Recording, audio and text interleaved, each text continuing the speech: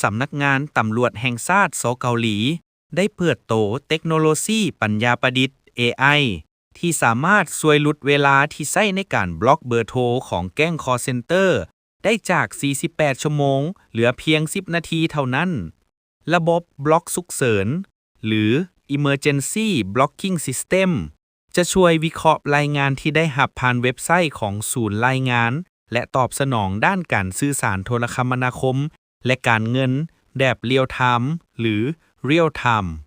มีการคาดว่าระบบนี้จะเปิดใช้อย่างเต็มรูปแบบในเดือนตุลา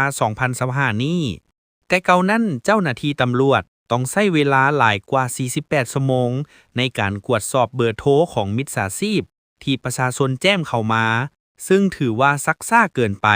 และบ่ทันการเนื่องจากในระหว่างนั้นมิจฉาชีพอาจใช้เบอร์นั้นในการไปหลอกเหยื่อรายอื่นๆเพิ่มอีกเทคโนโลยีนี้เป็นส่วนหนึ่งของนิทรรศการปัญญาประดิษฐ์ด้านความปลอดภัยทางวิทยาศาสตร์เนื่องในโอกาสครบรอบ 80 ปีวันตำรวจโดยภาพในงานมีการจัดแสดงอุปกรณ์และเทคโนโลยีปัญญาประดิษฐ์ด้านความปลอดภัยต่างๆในงานยังได้เปิดตัว